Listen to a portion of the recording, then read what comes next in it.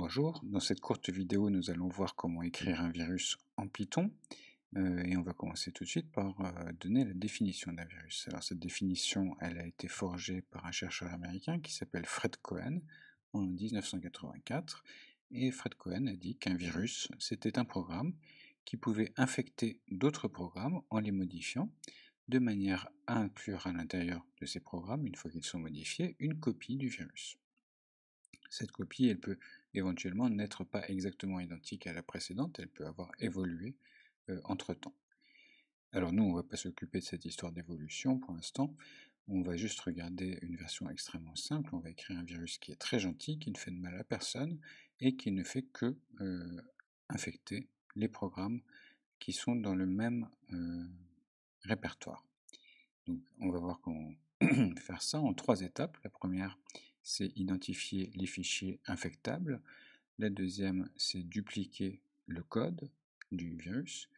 Et la troisième, c'est copier ce code dans les programmes infectables. Bien, alors pour faire ça, on va se placer ici, je suis sur Python Anywhere, mais ça marcherait exactement de la même façon n'importe où. J'ai créé un fichier qui s'appelle virus. Et dans ce fichier, j'ai mis un dossier qui s'appelle virus, et dans ce dossier, j'ai mis 3 fichiers .py. Il y a Titi, Toto et Tutu. Alors Titi, si on regarde dedans, il ne fait pas grand chose. Il écrit Hello from Titi. C'est pas très intéressant, mais c'est pas grave. Nous, ce qu'on veut, c'est un fichier qui a vocation à être infecté par le virus. C'est juste pour vérifier après que le virus est bien venu infecter ce fichier. Tutu, c'est pareil, il dit juste Hello from Tutu. Toto, lui, il contient déjà quelques petites fonctions que j'ai mises à l'avance. Donc il dit Hello from Toto, ça c'est, on peut s'y attendre. Mais il y a aussi 4 petites fonctions avant qui sont extrêmement simples. La première permet d'écrire dans un fichier, donc on lui donne des lignes qu'il faut écrire dans un fichier. La deuxième lit les lignes d'un fichier et nous les retourne sous la forme d'une liste de chaînes de caractères. Donc ici on appelle code. Et la troisième fonction, elle insère des lignes qu'on lui donne, donc une liste de chaînes de caractères, au début d'un fichier dont le nom est contenu dans la variable filename ici. Donc comment est-ce qu'on fait ça? Eh bien on crée une nouvelle liste de lignes qui contient d'abord les lignes qu'on veut mettre au début du fichier, puis les lignes qu'on trouve dans le fichier. Et une fois qu'on a fait la somme de ces deux listes, eh bien on réécrit toutes ces lignes-là dans le fichier dont le nom est dans la variable filename. Bien, et on a une quatrième fonction qui n'est pas beaucoup plus compliquée que la précédente. Elle va ajouter les lignes en question à tous les fichiers d'une certaine liste de fichiers, donc qui est donnée ici dans la variable list of files. Donc comment est-ce qu'on fait? Eh bien, on dit que pour f dans cette liste de fichiers, on insère les lignes qu'on a données ici dans f, tout simplement. Voilà, donc ça c'est 4 petites fonctions extrêmement simples, et vous allez voir que la suite n'est pas beaucoup plus compliquée. Donc notre première étape, c'est d'identifier le fichier infectable, et pour nous ce seront tous les fichiers .py qui sont dans le même répertoire que notre virus. Alors pour faire ça, on a besoin de connaître le nom du répertoire en question, et ça c'est quelque chose qu'on peut obtenir grâce à un attribut qui s'appelle, on va laisser l'interpréteur se mettre en route, qui s'appelle file. Donc si je tape ici file, comme ça, avec 2 underscores avant et après, eh bien j'obtiens le nom du fichier dans lequel je suis, plus le chemin qui mène à ce fichier dans mon système de fichiers. Donc ce qui m'intéresse moi, c'est cette partie qui est là en bleu. Donc pour l'obtenir, comment est-ce qu'on va faire? Eh bien on va commencer par mettre ici une nouvelle ligne qu'on va appeler, on va écrire ça comme ça, et scan. Donc on va aller scanner tous les fichiers du répertoire courant, et pour ça, comme on l'a dit, on a besoin d'abord de connaître le nom du répertoire courant, donc on va faire une fonction qui nous la donne, get dir tout court. Et donc on veut obtenir le nom du fichier, du dossier dans lequel on est. Pour ça, eh bien, on va utiliser cet attribut file ici, comme ça, et on va le découper en petits morceaux. Donc on utilise split, chaque petit morceau étant séparé par la barre backslash. Donc ici, si on regarde, ça va nous donner un premier morceau qui va être home, un deuxième qui va être cta megara, un troisième qui va être pyfiles, virus et toto.py. Donc vérifions juste que ça donne bien ça. Ici, hop, parce que cette commande split, on ne l'a pas souvent utilisée. Voilà, donc on a bien découpé la chaîne de caractères qui est ici, en virant tous les backslash et en ne gardant que les mots qui sont contenus entre ces backslash. Alors du coup, maintenant pour récupérer le nom de notre fichier, de notre dossier, eh bien, il suffit de prendre juste les premiers éléments ici et de remettre un backslash entre ceux-là, en oubliant juste le tout dernier. Alors ça, c'est quelque chose qui se fait grâce à une commande Python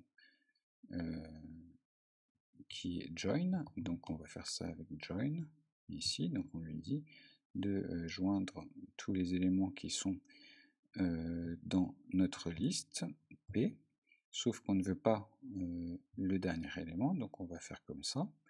On va s'arrêter à l'avant-dernier élément. Et voilà. Normalement, ça nous donne le nom du dossier. Donc vérifions ça. Est-ce que getDir nous donne bien le nom de notre dossier? Non, pas du tout. Alors pourquoi? Parce que qu'est-ce que j'ai? Ah, parce que j'ai oublié le moins ici. Donc on recommence. Et hop. Donc si je cherche getDir, voilà.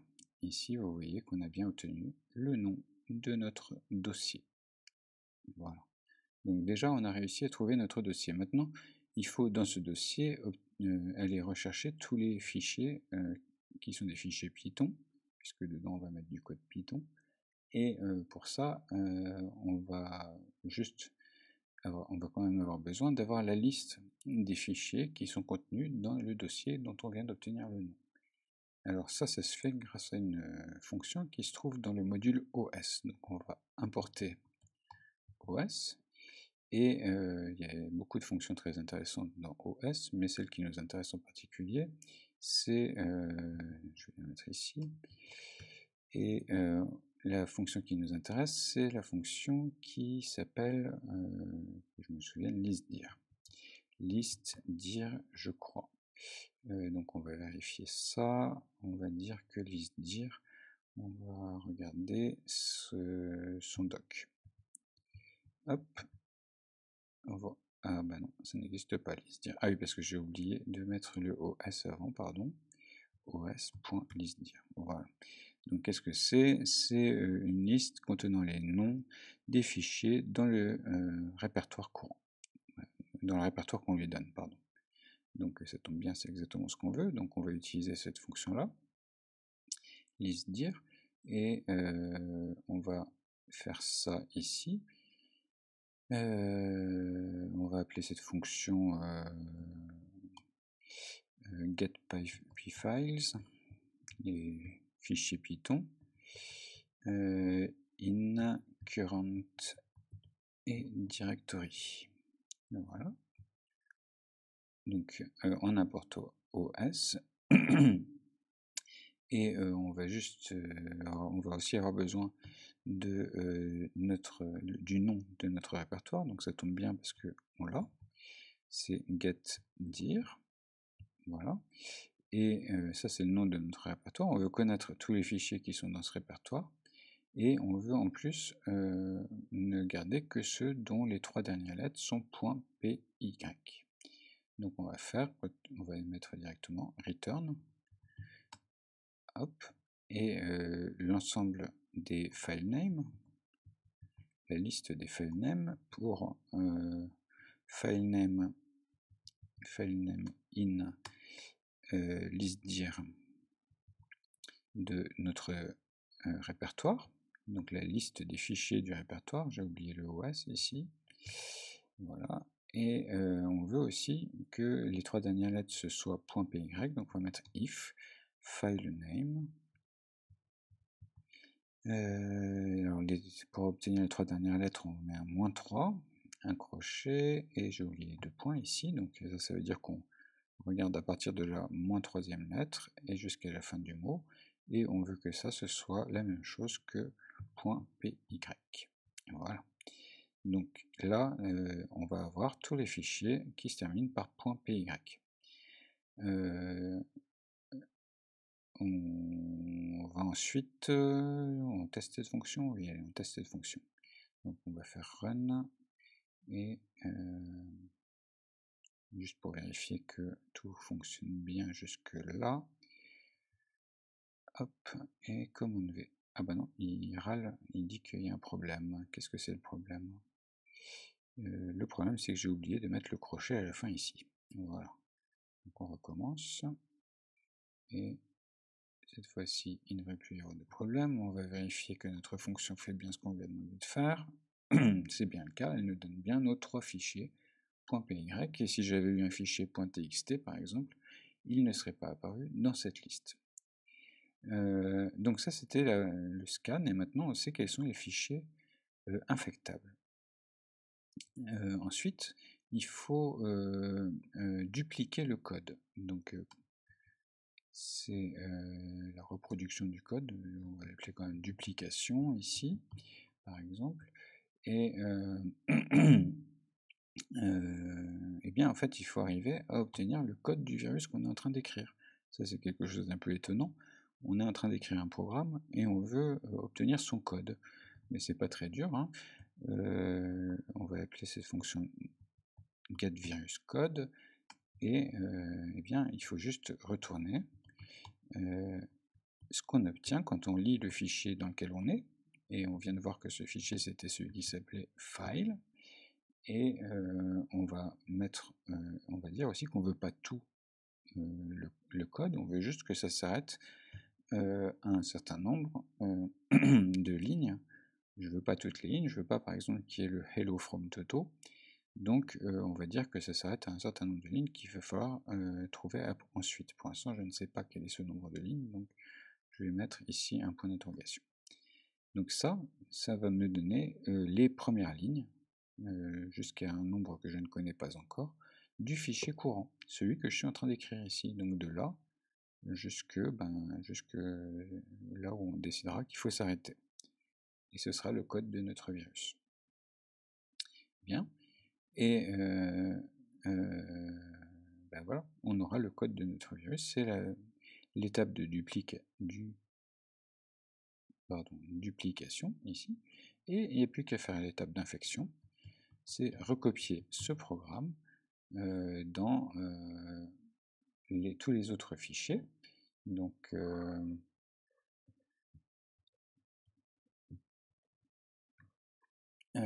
pour ça, eh bien, on va faire une fonction qui s'appelle infect,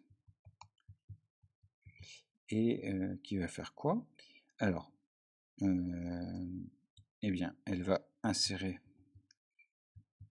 les lignes qu'on va lui donner, les lignes du virus, au début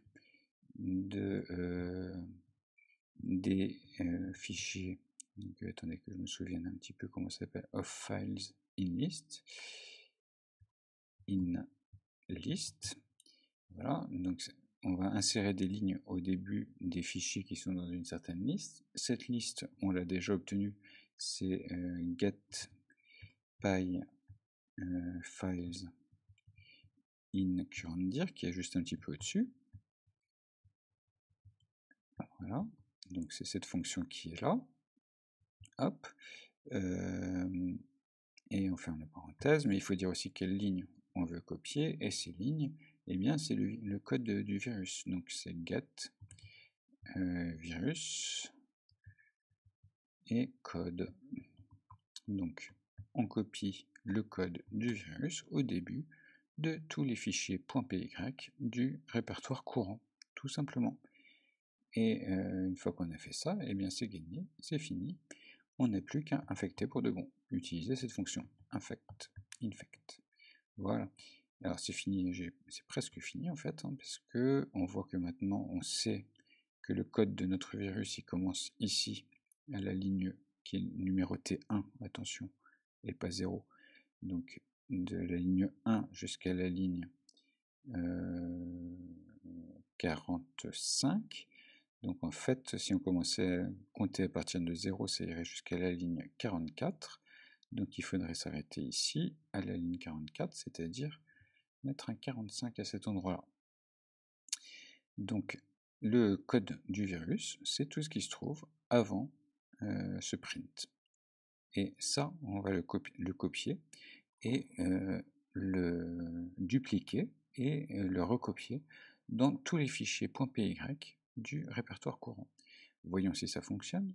J'appuie sur Run. Et qu'est-ce qui se passe? Bien, il me dit Hello from Toto. Mais, donc ça paraît pas très surprenant. Mais par contre, ici, si je vais voir mon Titi, eh bien, je vois que mon code que je viens d'écrire, il est à l'intérieur de Titi alors qu'il n'y était pas avant. Et maintenant, si je retourne voir mon Toto, qui était là, je vois que mon code que je viens d'écrire, il est bien là au début, comme prévu. C'est bien le but, on vient de l'écrire. Donc on le retrouve, mais on le retrouve 2 fois.